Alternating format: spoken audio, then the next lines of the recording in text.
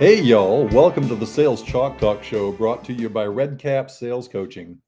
I'm Hugh Little, your head sales wizard at Redcap Sales Coaching and Elite Sales Academy, where you can learn to make selling easy, fun, and profitable. If you're a chiropractor or run any kind of a service oriented business, you can learn how to serve more people and dramatically increase your conversion ratio, sales, and revenue. Stay tuned and you'll find out how you can take the first step to get started growing your business into the successful enterprise you really want it to be. I'm broadcasting today from Sebring, the very best part of Central Florida. My awesome co host, Gene McNaughton, is in the studio today.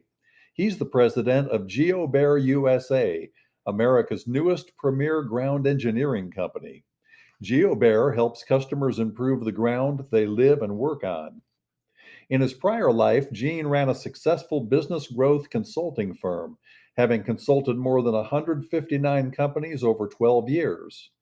He's worked with brands such as T Mobile, Panasonic, Targus, and one of the top 15 accounting firms in the United States, just to name a few. Today, Gene is aggressively building the U.S. branch of a global firm, GeoBear Global, building the U.S. location from scratch. He's the author of a tremendous book titled The Sales Edge. You can read a free chapter at thesalesedge.co, and the book is available at amazon.com. Gene, what's going on at GeoBear USA today? Well, we are in the process of updating and revamping and making better our search engine optimization, utilizing Google and even Bing, believe it or not, for keyword searches. And that's why I'm so excited about our talk today to talk about search engine optimization. I mean, let's face it, there is no better way for you to spend your advertising dollars than doing something online because of the ability to quantify it, the ability to look at it literally by the minute if you want.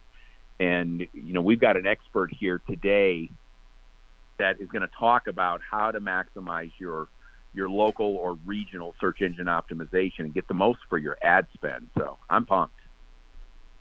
Hey, you're invited to continue making Sales Chalk Talk a part of your learning in 2022 and beyond.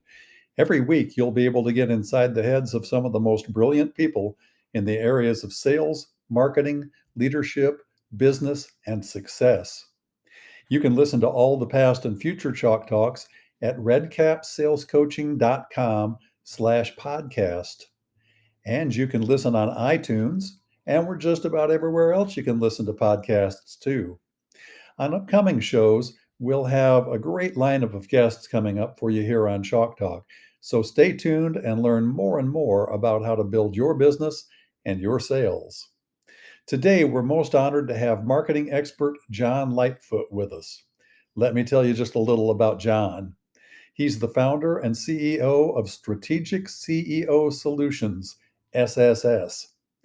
He has over 20 years of marketing experience, both brand side and agency side. John is an SEO expert with decades of experience in working with many SaaS brands, B2B enterprise firms, Fortune 500, and startups alike. He and his team are hands on in managing their clients' on site technical SEO, as well as off site SEO, CRO, and overarching analytics. His robust experience and digital passions encompass search engine optimization, digital PR and outreach, corporate branding, content development, syndication, and amplification. While many marketing agencies are like jacks of all trades, John focuses uniquely on SEO, ultimately helping companies outrank and outperform via vertical organic search. Additionally, John sits on the Customer Experience Advisory Board at the University of California, Irvine. John's website is strategicseosolutions.com. I think you can tell you're in for another fun, fascinating hour. So sit down, buckle up, and hold on, folks, because here we go. Hey, John, welcome to Chalk Talk. Thank you, thank you. I'm pumped too. I've been looking forward to our discussion and really excited to talk about organic search, harnessing the major search engines to really drive revenue leads and just brand awareness. Great. Well, we haven't talked about SEO on the show for quite a long time, so this is going to be terrific. We are going to talk about SEO today. And to start out, let's just get right down to brass tacks right away. With all the craziness on Google and social media these days, and especially with the algorithms that change on a moment's notice, and you wrote a blog about that recently, how can companies harness search engine optimization to increase lead generation in 2022? Great question. 2022 is really a fantastic time to do just that. I look back historically, at Google and the algorithm modifications and changes that have unfolded, and oftentimes in doing so have left companies scrambling, bewildered, and sometimes in the dark. But that's evolved, and in today's space, I have to say, Google has been far more transparent and kind of pulled the curtain back around the notion of, well, what is exactly happening with the algorithms? In other words, how do we be compliant within them? And that sets businesses up for success, because if we know specifically what they're looking for, and we can then lean into that, we can strive to meet those algorithmic requirements, then when the algorithms shift, we can actually oftentimes be celebrated within that. So it's an opportunity really to propel your visibility. The landscape has been very choppy this year. 2022 has been a very, very volatile. There's a lot of volatility within the SERPs, the search engine result pages, and for the companies that are kind of, allowing Google to make their own discernments, well, that can be a choppy landscape indeed. But for those who have a bit of methodology around what they're doing, they are outranking, outperforming, and actually leveraging search to have a consistent segment of impression share and to drive clicks and intent-driven search. And so it's a wonderful opportunity. Yeah, I love what you said there about outranking and showing up where on page one, which is obviously the key for everybody listening right now. But if we talk about local search engine optimizations, what are some keys that companies can do to outrank their competitors that have similar products? Mm-hmm. And I'll go to the second part of the question, which is how does local compare to nationwide or worldwide? Yeah. Well, it's local is its own ecosystem. It's its own segmentation of tactics. And for local businesses, some of the best opportunities really come in without getting too technical, setting up the website in a perspective that has a URL structure that speaks to the area. So for example, if we're thinking about California, and maybe there's multiple locations, or maybe we're just really servicing a segment therein, rather than just having a URL speak to the domain name, and then beyond that, maybe a page level URL, like it could be Los Angeles locksmiths, or something local to that degree, or further to that, it could be related to a service or even a product as you speak to. What we want to do is start to help Google better understand not only the region, first of all. Well, I should back that out. The state level. So maybe the URL structure would say California after the domain name, and then another folder. So therefore a slash that would say, let's say the region, so Los Angeles, right? And then maybe further into that, another folder that would maybe then say Santa Monica, and then another folder that would then be page level to the service. So now Google understands, okay, so what we're talking about here is a product or a service or a company that is in California, that resides within the region of Los Angeles, and more specifically the area of Santa Monica, and then within that they do sell or provide X, Y, and Z. That URL structure is scalable, meaning it could then start to build out to service many different regions, many different locales or cities within those regions, and then of course many different services. But it helps Google to really start to understand that the semantic nature behind not only who you are, but where you service and who you service and what you do. This will all fold in to help garner access within that local map pack. the which is so important because oftentimes the map pack is going to be at the very top of all Google search, just behind the paid ads. Or maybe in just below the rich snippets, you're going to see this map pack. So getting into that is very important, and really leads me to my next segmentation of SEO for local businesses, which is what's called the NAP, the name, address, and phone number. There has to be consistency therein. And far too often that simple literally down to a character, can make a big difference. So what I mean by that is, there's over 200 local directories, and they're called citations that are being built within these directories. Google uses several of them, and a primary database to make sure that there's consistency throughout all those directories.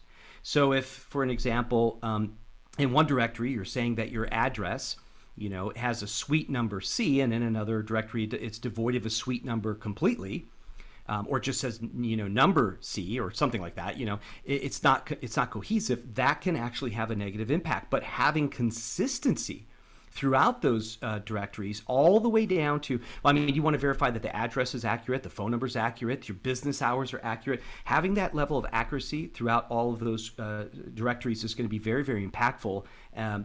And you want to make sure that that information is in the header of the website, so that your name, address, phone number, or sometimes people refer to it as NAPU, in other words, name, address, phone number, and URL, like the actual website domain link. And the header is going to be very critical, but whatever you have there, that should be your source of truth, and it should resonate throughout all the directories. Yeah, so in this situation, like let's just say somebody's marketing to a region, and within that region, there's several cities. Like if you just look at how Southern California is broken out.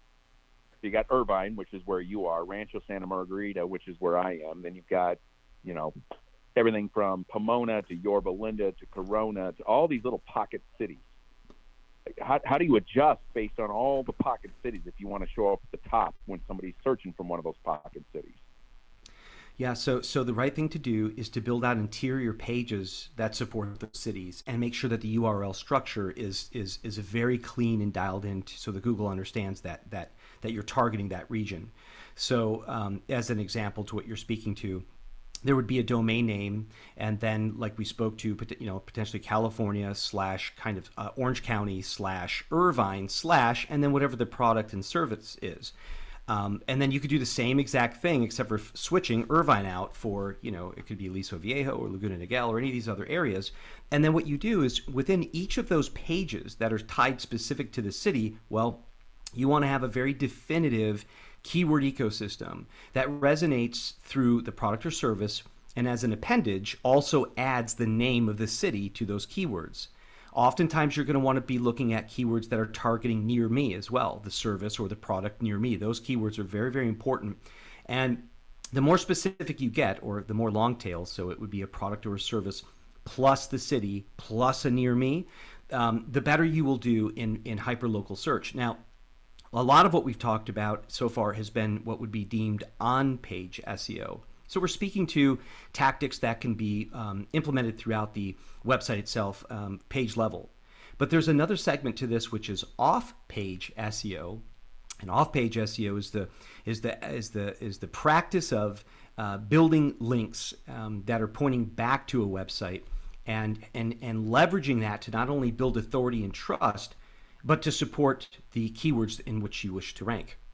Now that sounded super complicated, but I love what you're saying. And I know that when I do searches for anything that I'm buying, I always type in near me. Do a lot of people do that? Yes. Oh, absolutely.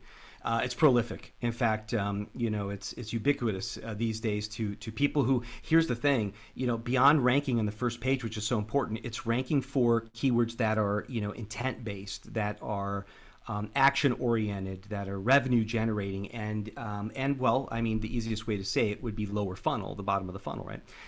This near me is very, very action-oriented, very bottom of the funnel. This is the type of traffic that's looking to take an action, make a purchase. This is where you want to position your pages to be. And the link building segmentation, it does take a bit of finesse. There is some art to it all, but the reality is what we're saying here is, let's find let's just use an example. Let's say you're selling pet products locally, right?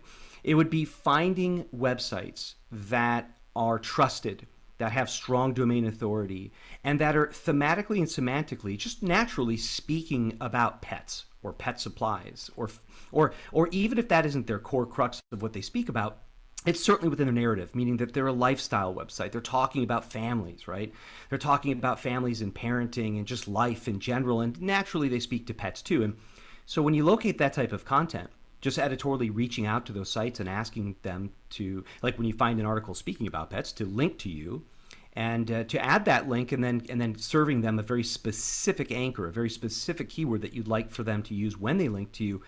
That's how you begin this organic and natural link acquisition that helps Google. See, here's what it all crystallizes down to. If nothing else, I would suggest that maybe this would be a positive, an important takeaway, which is that when you do things right on your website, when you use the right keywords, when you use the right URL structure, when you manage your site so that it folds back in neatly to Google's algos, meaning that it's fast, it's secure, its core web vitals are looking healthy.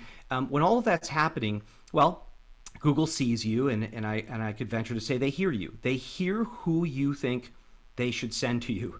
They hear what you believe your value core propositions are and who the right audience is. They hear that. But the question is do they trust it? And in the beginning, not necessarily. It's when other sites talk about you in the same way that you talk about yourself that trust begins to build. And with trust comes domain authority, and with domain authority comes propulsion of visibility within the search results. That is so fascinating.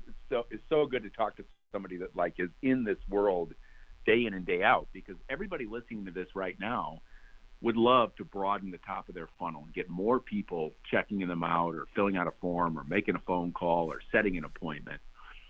Now I'm going to transition, talk a little bit about business operations and some common mistakes that you see.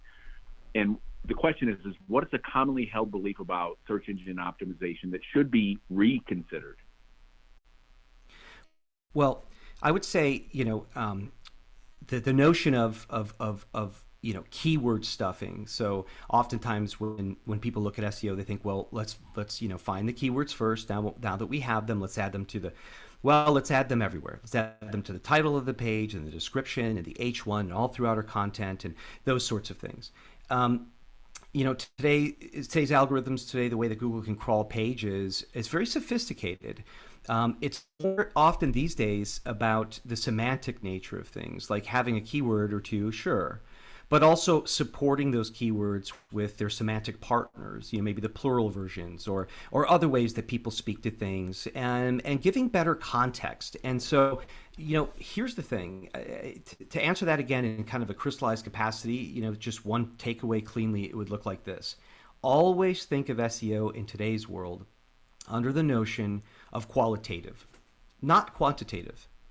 For so long, everybody thought, boy, I better spin up lots and lots and lots of pages. The more pages of a website, the better. Well, not necessarily. I mean, Google would certainly rather see you have fewer pages, but those pages be of a deeper, more rich quality than a lot of them. And the same thing about content, right? Blog articles. I think we all know that we need to generate content on a regular basis, but Google would rather see us have one or two articles that are of a stance of qualitative and true value to readers, to the audience that they may send to you, to their users, than to ticking boxes. I feel like far too often within marketing strategies and SEO strategies, there's boxes. Boxes might look like, hey, we need blog articles. Did we do blog articles this month? Oh, we did. Tick. Okay, we ticked the box, right? Same thing with link building. Did we get any links? Oh, we did. Okay, and ticking the box. But it's not about that from a quantitative nature. What we really want to say is, did we make any really wonderful content that people would love to read, that they'd love to share, that has a methodology backing into why would it outrank the content that already exists? Well, here's why, and there's very specific reasons. So it comes down to the qualitative segmentation and also consistency. John Mueller He's big with many people know who John Mueller is, but he's with SEO. I'm sorry, he's with Google, and he helps with their algos, and he's very integrated within Google. And they asked him recently, "What is the secret to SEO?" And I thought, gosh, how do you answer that? And he did it brilliantly by simply saying, the secret is consistency, and it's true. Google doesn't want to see websites start and stop in what I call needle on the record sort of approaches. They don't want to see people do 30 blog articles very, very fast and then nothing for 3 months or 4 months or 5 months. They'd rather see a blog article every week or two, ongoing with consistency. Same with link building. Nobody wants to see 20, 30 links in a 1 week period and now you're done for the month. They'd rather see 1 or 2 or 3 a week with consistency ongoing. So quality and consistency is key. Folks, we'll be right back with our very special guest, SEO marketing expert John Lightfoot, and talk more about how you can get your company seen more frequently on social media. We want to urge you to visit John's website at strategicseosolutions.com. You'll find truly valuable stuff there. You'll find some tremendous blogs that will help you make your company more visible on social media and give a boost to your marketing efforts. John and his team work with businesses like yours to assist you in successfully navigating SEO, link building, and digital PR. You can schedule a free conversation with one of the fine folks at Strategic SEO Solutions and find out whether their services are a good fit for you. In fact, you can schedule a free 30-minute conversation right on John's calendar on the site. So check out John's website at strategicseosolutions.com right after the show. Or you can even pause the recording and check it out right now and take advantage of all the good stuff there. I promise you'll be really glad you did. Now, if you leave to look at the site, be sure to come back and listen to the rest of the show, though, because John and Jean have some more great stuff for you.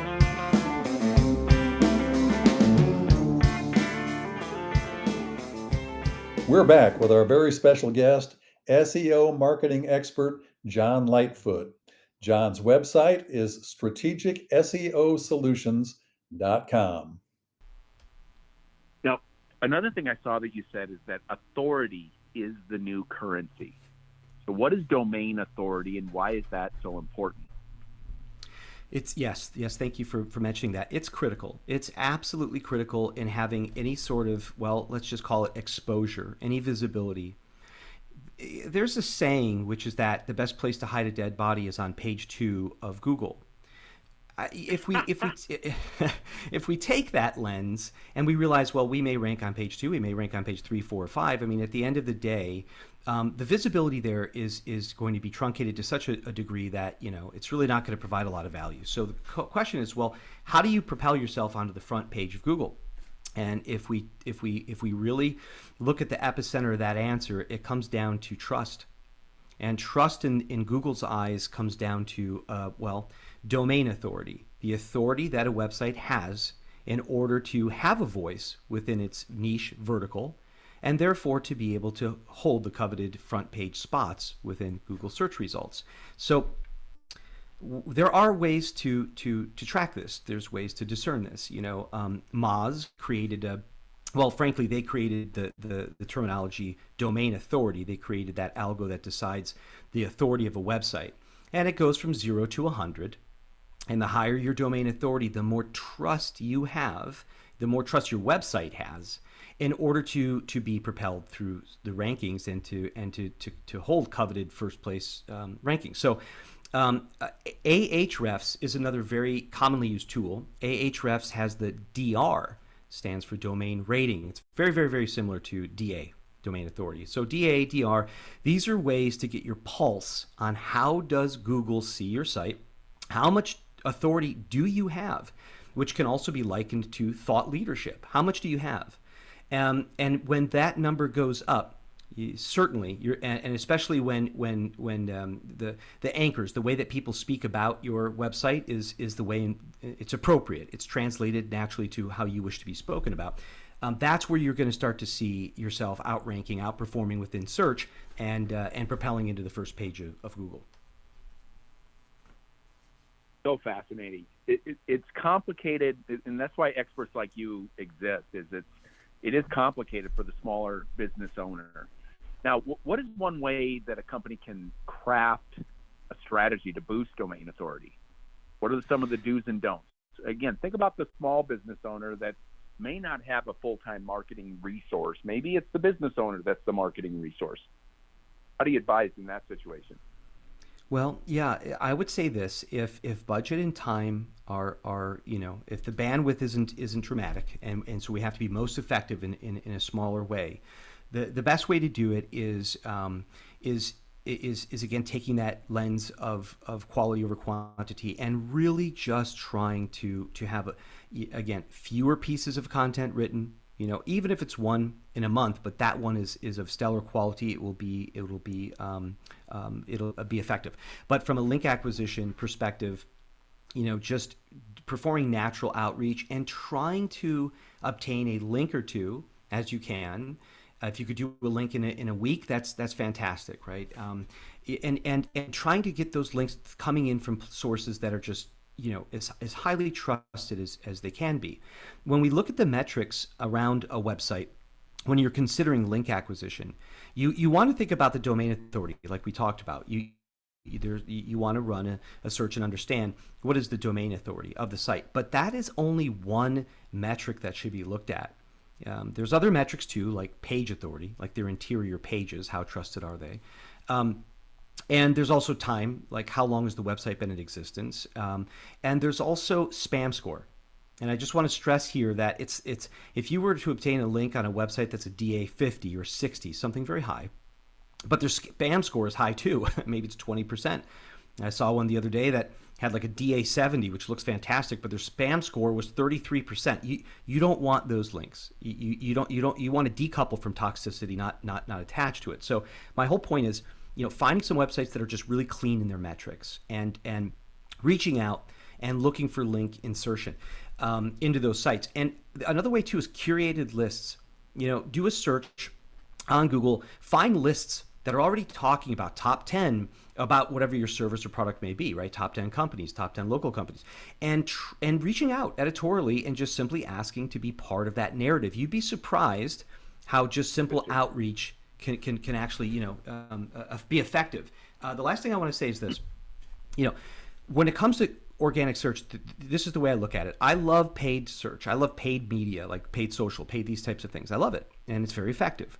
But when our budget is exhausted, we go dark in those senses. And with organic search, when you rank and you hold coveted rankings, it lives on. And it just has consistency to it. So you can actually garner impression share. You can get that visibility. You can have the clicks. You can bring in traffic consistently. And that's why I think it's always so important to have a strategy and be consistent in your efforts. That is so good. And you mentioned it, the difference between paid and organic. And organic is driven by content. Paid, you're going to go, keyword search? Is that what you're saying? Well, paid would be that Google has Google Ads, where you're literally paying to have visibility, and you pay for every click that comes through to your site. So the paid segmentation is putting budget and paying for placement and ranking.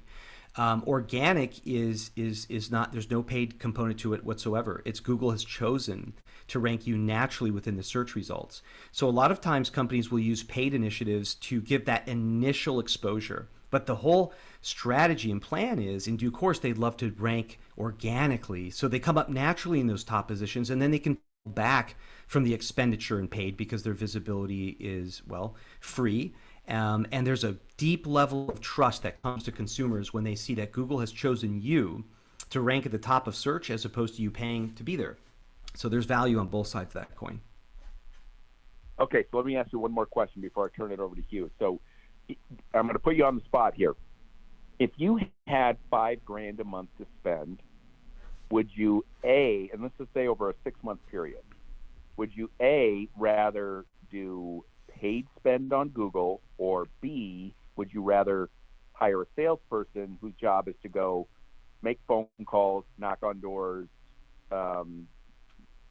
do traditional call them older school sales methods. What would you rather do? Well, frankly, it's a great question. It depends upon the company, their value props, like what they're selling. But I will say this: I like to look at the long game. I like to look at winning for the long term. And, for me, winning for the long term means, an incubation stage, means maybe doing things in the short term that we don't see immediacy within the value, but then that matures and blossoms and grows and it provides long term. And the return over time is exponential compared to what it would have been for a quick pop that might happen in another way. The other thing to consider here is, well, the world and times that we live in. If we think about COVID for just a moment, it appears, nobody has a crystal ball, but it appears that there will probably be ebbs and flows.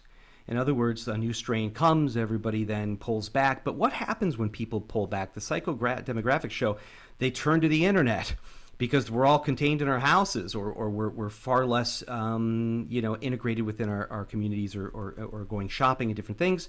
So, looking at that, to me, it tells me, look, let's be prepared no matter which way things go. If we can be out and about, if we can't be out and about, if we have a strong digital presence, we can have consistency no matter what's happening out there with health and the way people shop, because that's changing and moving back and forth rapidly. So the answer to your question for me is I would spend that money to have a very clean, consistent digital presence that can serve for the long term, long beyond after those 5,000 have been exhausted for 6 months. I want to know for the next 2 years I'm still seeing return on it, and to me that happens in the digital sphere.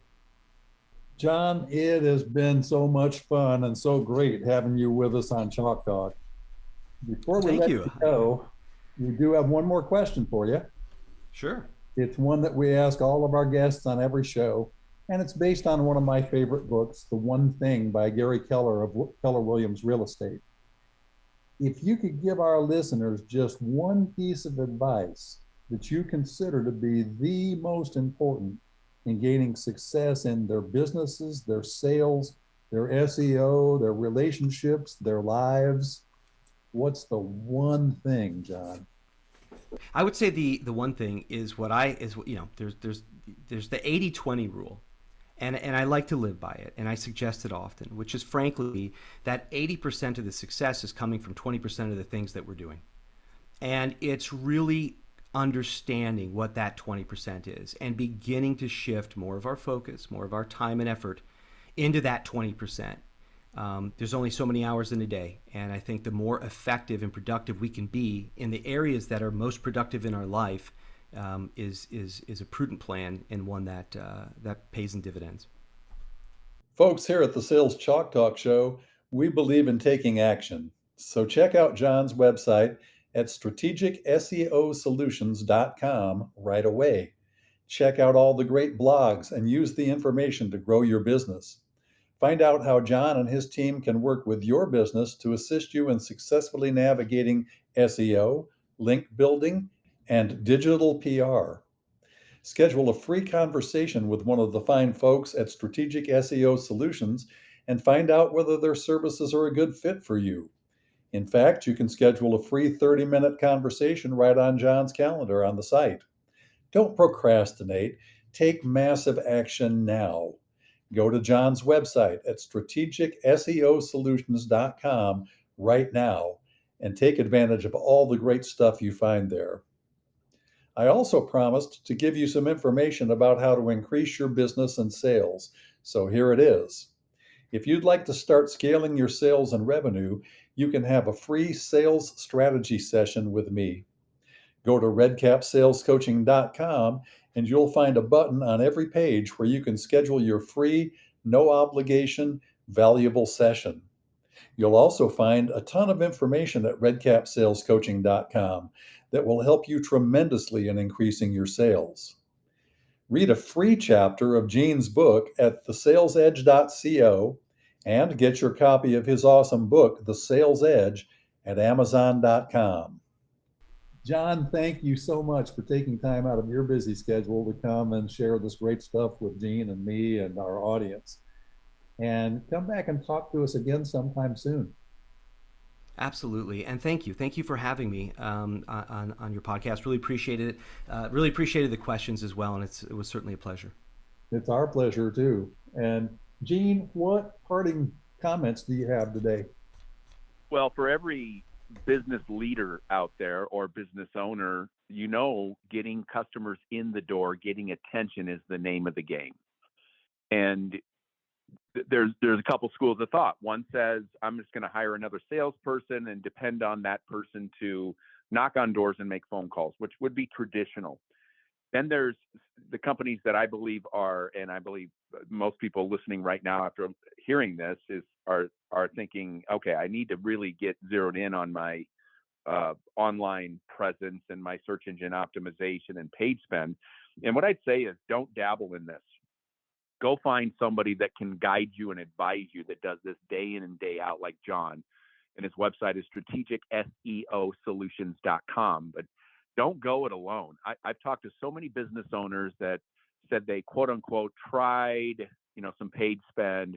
It didn't work. And then naturally, we want to go back to, I'm just going to spend that 5,000, 6,000, 7,000 a month for a salesperson to make these dials or make these door knocks.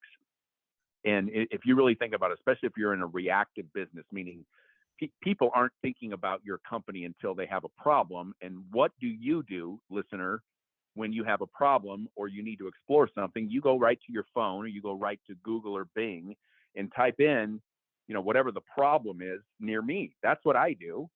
Plumbers near me, painters near me, lawn care near me. We all do that. So you want to be that findable group. And the only way to do that is to have a well thought through online strategy. And like I said, I would not go it alone. I wouldn't depend on your, niece or nephew or that younger person that we just believe knows all this stuff. There are people like John and his company that do this day in and day out, and they do it for companies just like yours. So I'm not trying to promote the guys, just being a small business owner myself. I know the power of investing money for the long term in website and everything you're doing on social media, but having it structured in a way that drives you leads and creates profit and it's quantifiable. So I would just say, take action, at least make a call, have a session with John or somebody on his team, or if it's not John, then somebody that knows this stuff, and have them look at your business and give you some recommendations. Well, folks, that's about it for today's Sales Chalk Talk. We'll be back in a few days with another episode with our special guests, marketing experts Shreya Banerjee and Paul Counts of Marketing Counts. We hope you'll join us then. Until then, make it fun and make it profitable. So long, John. So long, Gene. So long, everybody. And good selling.